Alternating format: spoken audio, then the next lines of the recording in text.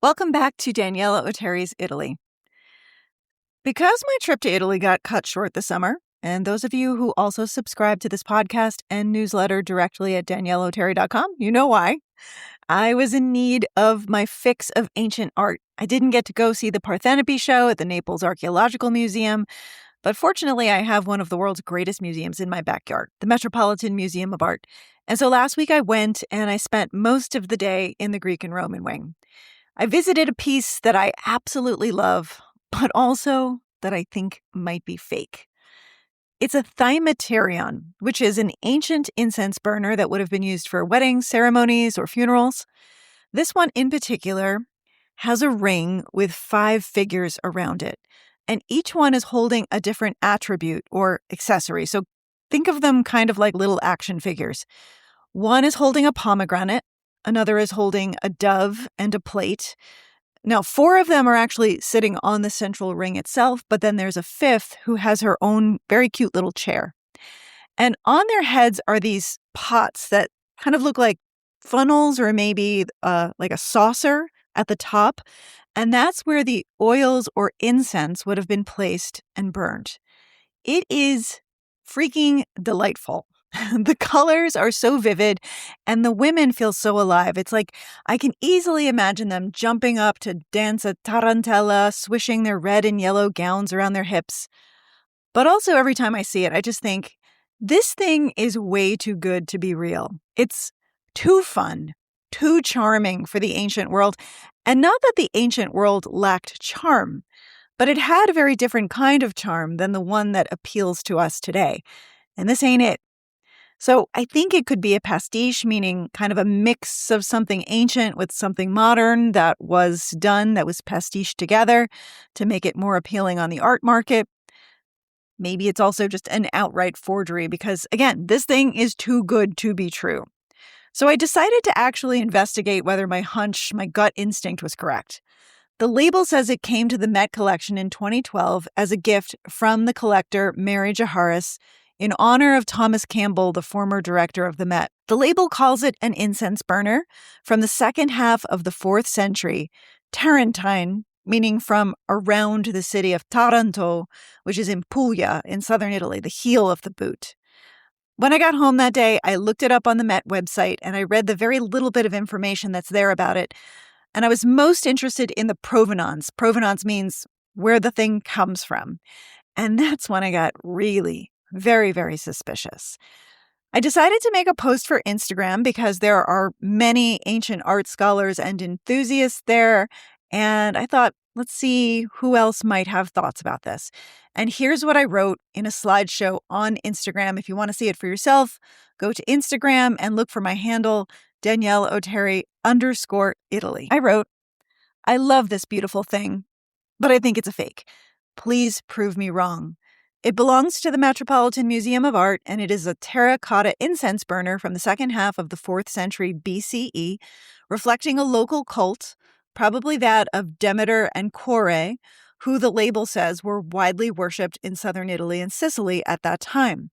At first, I thought I was reacting to the color. It's so bright, but that could be from an overzealous restoration, right?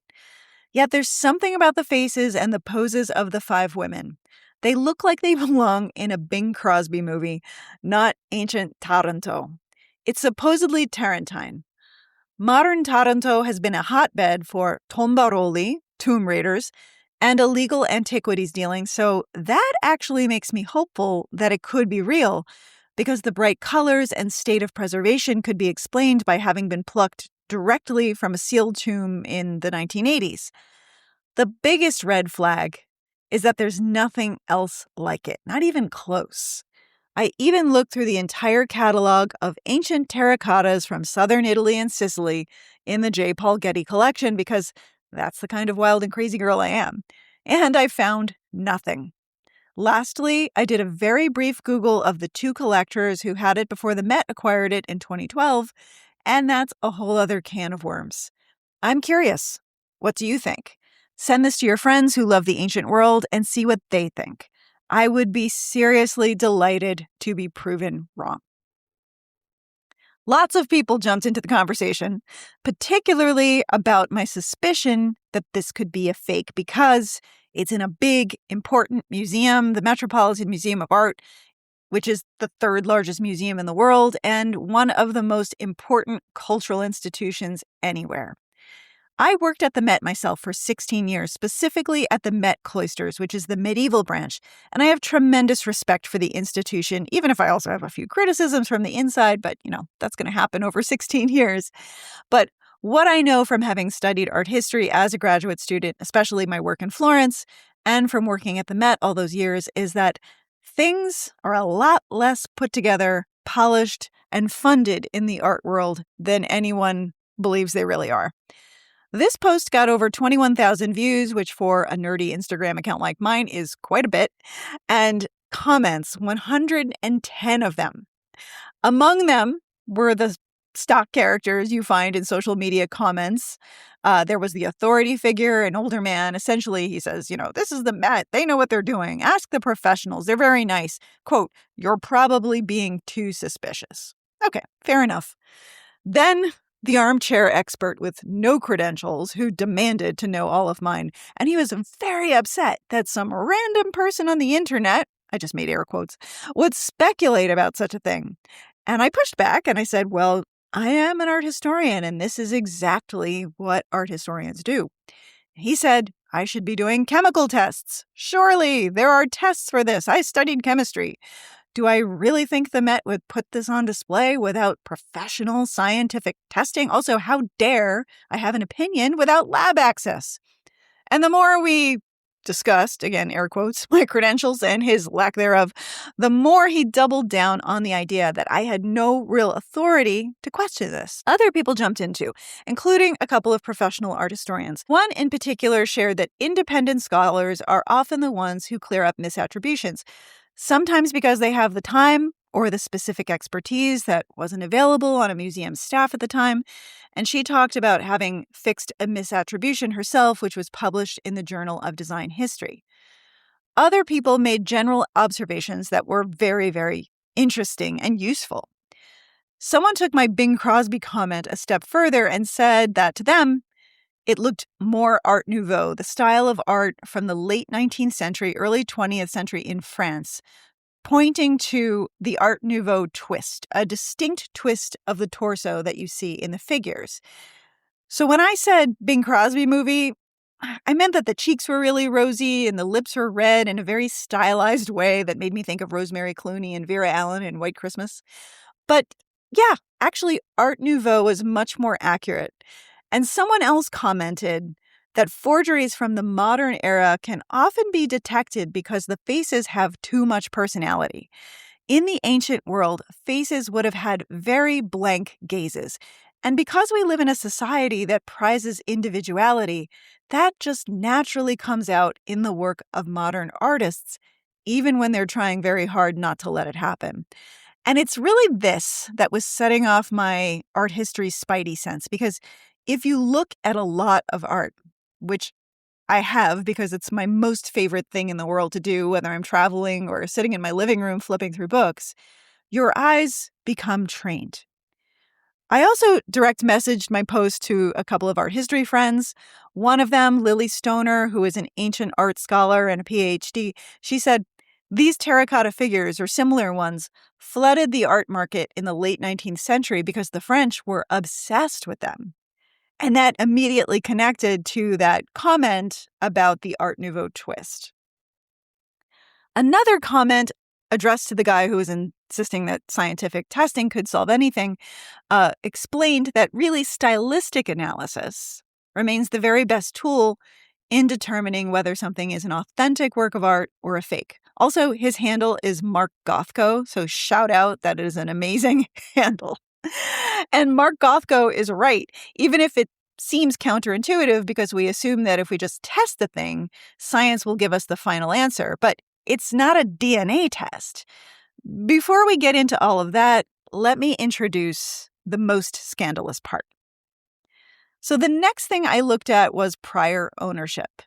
The Mary Jaharis Foundation donated the piece to the Met in 2012, and It had acquired it originally in 1999 at the Sotheby's sale of the Christos Bastos collection. Bastos was a Greek-American restaurateur who, upon emigrating to the United States, went to the Met and felt very much at home because he could look at beautiful works of art from ancient Greece. And he began to amass a collection of his own. He had acquired the piece, or his foundation had acquired the piece, from the Marion Gallery in either 1982 or 1983. I can't pin down the exact date. There's no record, though, before the 1987 catalog put together by the Bastos collection. The Marion Gallery wrote nothing or published nothing about this piece. I did a very quick Google search on both the Marion Gallery and Christos Bastos, and I found a fair amount of scandal. You may recall or have heard about scandals tied to antiquities in American museums, also British and German ones. The Met has returned several works of art, and the Getty's own former curator of antiquities, Marion True, was actually put on criminal trial in Italy for conspiring to receive looted antiquities. Her trial ran for 5 years and ultimately collapsed in 2010 when the statute of limitations expired before a verdict was reached. So she was never convicted, but also her career never really recovered either.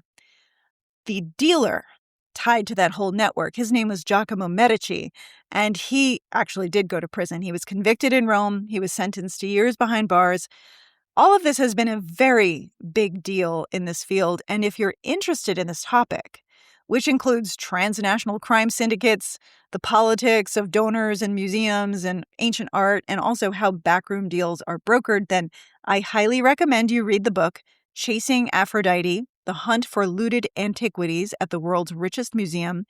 It was written by Jason Felch and Ralph Frammolino and published in 2011 and was also a finalist for the Pulitzer Prize. There were large numbers of antiquities stolen from Italy, especially southern Italy in the 60s and 70s, and honestly, it still continues today. The word for people who actually do the robbing is tombaroli, and they are constantly working near archaeological sites. There were tombaroli caught about 5-6 years ago, tunneling in from an adjacent farm next to Pompeii. And this is actually what instigated a lot of the excavation work that's happening now, because those illegal tunnels destabilized parts of the site and also made the entire site very vulnerable. And it's difficult work protecting sites from tombaroli because they operate literally underground at night, and they know these areas intimately because they're often from these places. Sometimes they've lived on this land where there are rich archaeological deposits for generations. They also feel a sense of ownership over these pieces, and they're not 100% wrong. Now, I am particularly suspicious of anything called Tarentine because Taranto in Puglia is one of the most abused archaeological zones there is. Taranto was a very wealthy Greek city in antiquity, and even though it doesn't have a big tourism industry today like Bari or Alberobello, it is the most historically rich place in Puglia. The old city, La Città Vecchia, was, and I guess is, really Greek, and it was nearly abandoned following the opening of the Ilva steel plant in the 1960s. But it's attempting to be revitalized today. It has labyrinthine streets and is filled with underground burial chambers from the Greek period that in more recent times, especially since being abandoned, has been used as storage by smugglers. So during Taranto's glory period in antiquity, the surrounding region, so sort of north up toward Matera, the region's indigenous people traded heavily with the Greek colony of Taranto and also adopted many Greek customs. They had rich burial sites in the countryside that were filled with vases, armor, weapons, jewelry, and very often terracotta figures and incense burners that were part of burial rituals.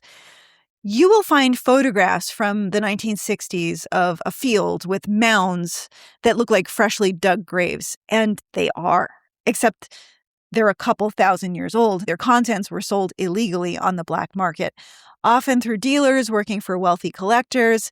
Because of the lack of oversight, as well as the strong networks of organized crime in Puglia at that time. Taranto also had a local tradition of terracotta figures, though nothing about our 5 ladies on the ring is distinctly Tarentine. They certainly could be, but there's nothing definitive on the record or from stylistic analysis that confirms this. As I said before, the first publicly documented appearance of this incense burner is the 1987 catalog of the Christus Bastos collection. And this book was done in collaboration with very important scholars from the Met, and it's a catalog of works that were owned by Bastos, who started collecting in the 1940s, so it's a very large book, and it includes works that at that time in 1987 had already been donated or on display at the Met and the Brooklyn Museum as well. So I went back to the academic record. I looked at academia.edu, at JSTOR. These are places where articles about the piece could have been published in peer-reviewed journals, but I found nothing. The Bastos catalog is not available in digital form, but I found it at the Strand bookstore, the famous used bookstore in New York City. And like a movie, I opened the book and it fell open right to our piece because it's printed in the middle of the book, right along the stitched binding. And there they are, the beautiful ladies from the Met.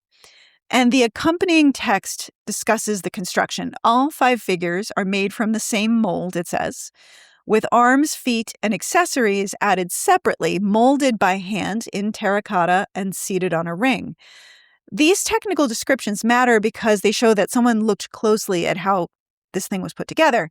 Now, someone familiar with how other works, similar works, were constructed in that time period could then determine if the fabrication was consistent with the techniques of the time, but this particular text did not comment on that. What I was most interested in looking at was the provenance, which in the book says unknown, and the bibliography is, quote, unpublished. So my red alarms were getting louder. A few days later, I got a message from an Instagram account called the Museum of Looted Art, and it pointed me toward their database of documented looted works, specifically to the history of the Marion Gallery, which was implicated in selling a large number of stolen antiquities. I looked at the website and I discovered that the Museum of Looted Art, MOLA, is a project of Jason Felch, author of Chasing Aphrodite, and I am very honored that he's following me on Instagram. Hi, Jason. MOLA is a digital database that displays repatriated antiquities from around the world. And the database itself is where the real detective work happens. So by collecting data points on all of these works of art, larger patterns become evident, which is important because the reasons for the looting of art are complex, and they involve international networks and usually organized crime. And any bad action or behavior, professional or personal, always comes with a pattern. And it takes time to observe patterns. So this is definitely another episode. But in the meantime, I suggest you check out the Museum of Looted Art online. Now let's take a look at the stylistic analysis. The figures are most closely aligned with those of Tanagra, Greece. In the 1860s, hundreds of these terracotta figures were accidentally discovered by farmers plowing their fields in Greece. And they are intimate depictions of women and children in everyday life, offering a glimpse into fashion and the ideals of marriage and family. We don't have many images of Greek women and almost no writing from them since women's position in Greek society was almost non-existent. So seeing these images of women at all is something very, very special. And these figurines were created from molds, and then they were pieced together before firing. So this allowed for a wider variety of poses and types. The color, which was meant to depict the fabric, their makeup, was applied after. So when these figures discovered by Greek farmers first appeared on the art market in 1871, French collectors in particular went crazy for them, just like my friend Lily Stoner had said. They were even called, the figures, the Parisians of antiquity because they were so fashionable. And their influence on other artists, including Auguste Rodin and then later Pablo Picasso, was enormous. These figurines were so popular that they were displayed at the Paris World's Fair in 1878, and the public also went wild. There was an important French collector, Louis-Gabriel Bellon. He was a textile merchant turned archaeologist, and he amassed a collection of well over 100 Tanagra figures. And much of his collection stayed with his family after he died in 1899, and a portion of it was destroyed during World War I. But many of their pieces, or his pieces, were already in museum collections. And then in the early 2000s, the Louvre bought more than a dozen. So you will find Tanagra figures at the Louvre, the British Museum. I believe there are a couple at the Met, at least ones that look like they are of the same time period, and they are in the cases near our incense ladies. When something takes off in the public imagination or collectors become especially interested in something, meaning rich people become especially interested in something, you can bet that there will be an industry of fakes. A recent example is the flood of fakes of all kinds of things that fall under the category of Islamic art because of the extremely wealthy collectors in Doha, Dubai, and Abu Dhabi who have been ravenously collecting for new museums in those cities since the late 90s, early 2000s. It reached a fever pitch with the so-called Leonardo painting that was found at a New Orleans garage sale. It's not a work of Islamic art, but Leonardo, of course, is prized by all collectors, and it's generally titled Salvator Mundi.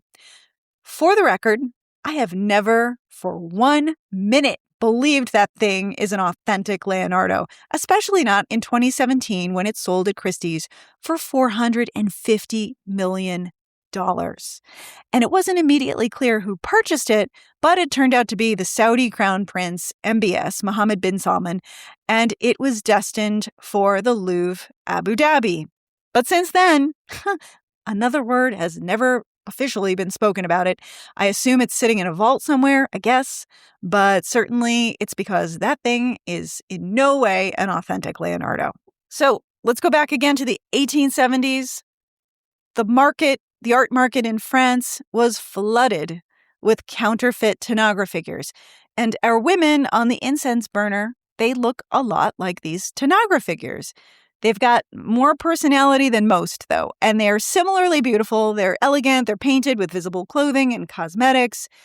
They're also dated to the second half of the 4th century, like the Tanagra figures, but from Taranto, this Greek colony with its own terracotta production tradition. So stylistically, the timeline works. But here's the thing. There's nothing else like it.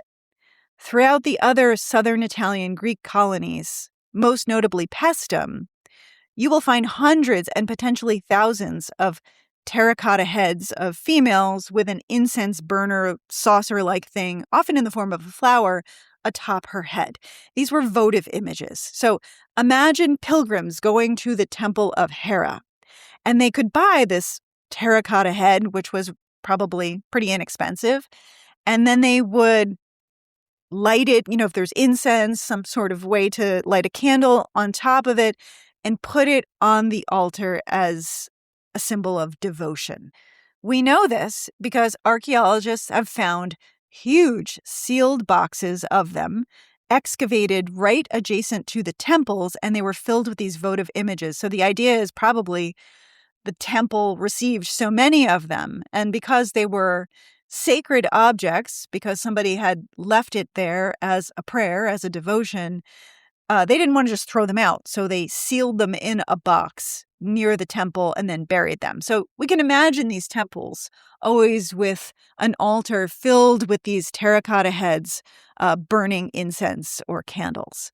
Now, these terracotta heads are on display in the museum at Paestum, which is right next to the archaeological park, and none of them have 5 women in a composition like this. So what about all of that scientific testing? Let's talk about that.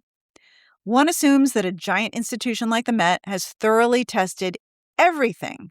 But let's talk about reality. What you see on display And it is a lot. The Met is the third largest museum in the world. It is the tip of the iceberg. There is an enormous amount of material in storage right inside the building itself. You'd be surprised. You see a wall, on the other side of that wall, it's like, when someone's coming over and you shove everything in your closet very quickly. There's also off-site storage, and that's because there just simply isn't enough room. Now, some of the stuff in storage is there because it needs repair. It's awaiting more study.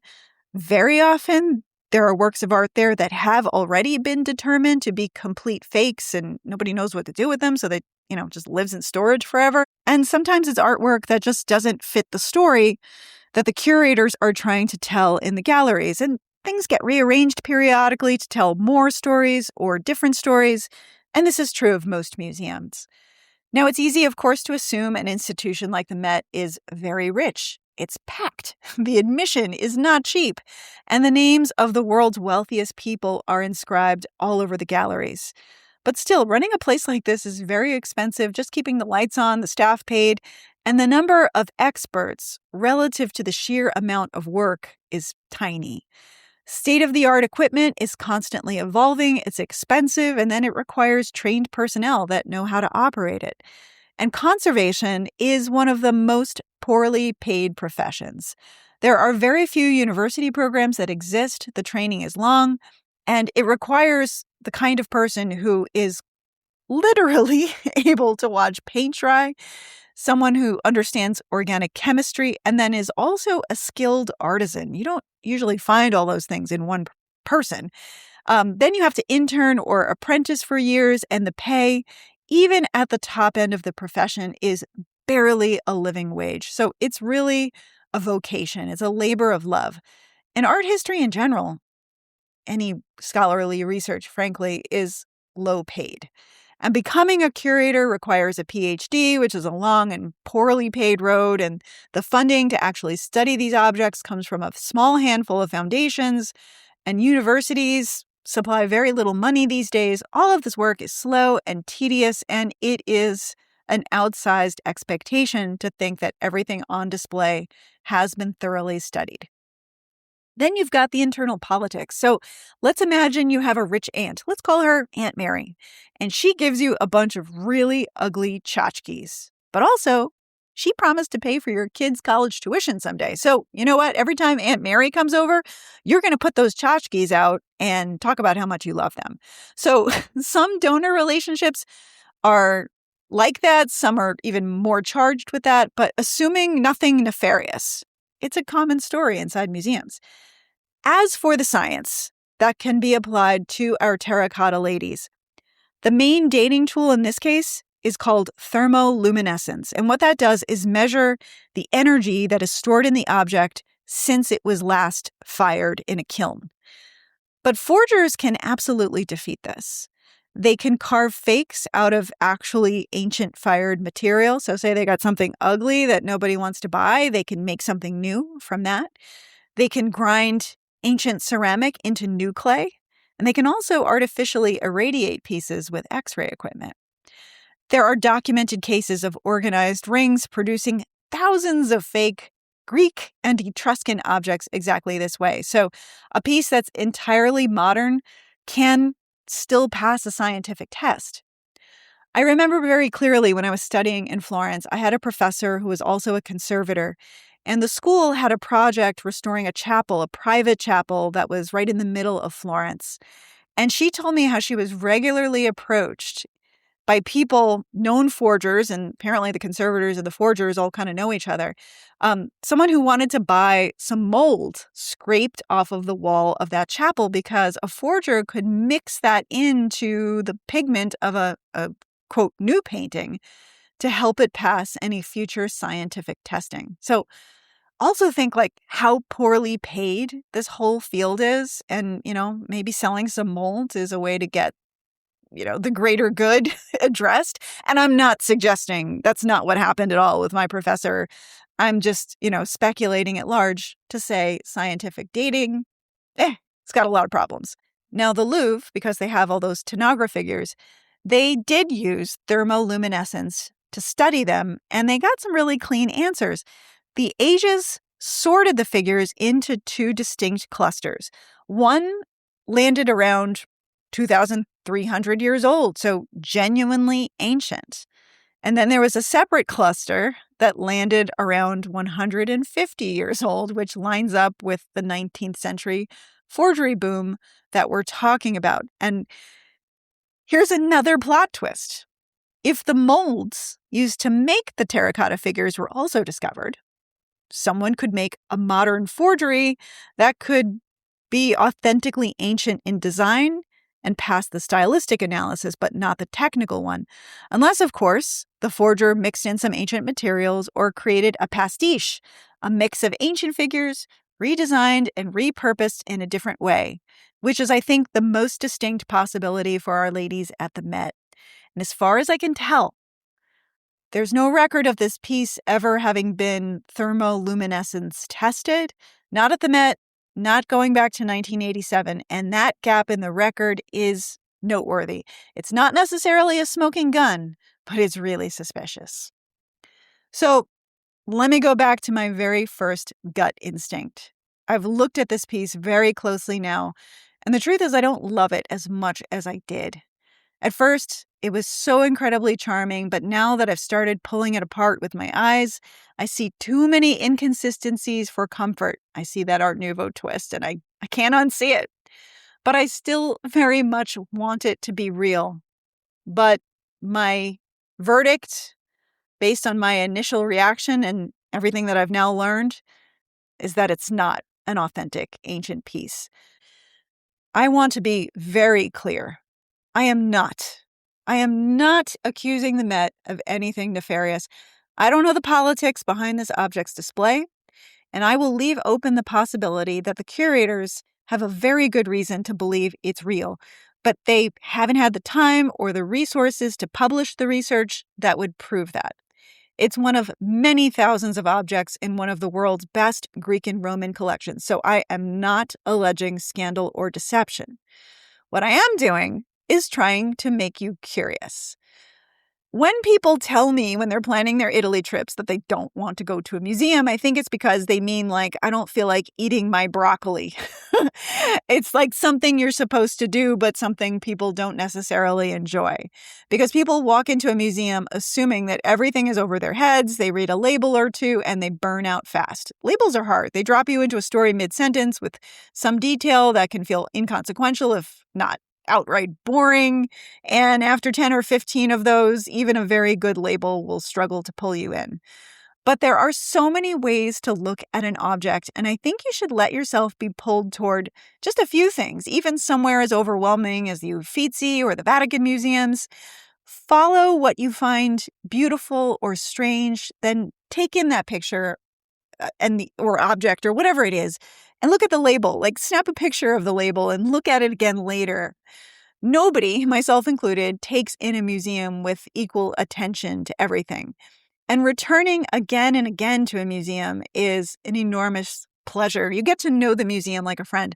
I once dated a guy who told me that he didn't want to go to this particular museum because he had already been there once. And I was like, dude, you are not for me. Don't assume any story in a museum is closed. There are so many more open stories in museums than closed ones. And the book is definitely not closed on this one. I continue to invite your comments, your ideas, your questions, even your criticism, though if you are Chef Jax in Florida, maybe be a little bit more respectful when demanding to vet someone's credentials next time, okay? And you can find me on Instagram or Substack. If you are listening on Spotify or Apple Podcasts, the home for this newsletter and every podcast episode is danielleoteri.com. Subscribe for free. All the episodes are free. But if you become a paid subscriber, you help me a lot, and I really appreciate it.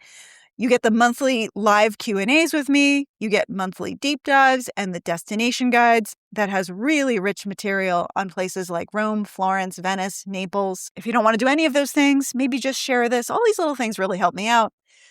And really, thank you so much for listening.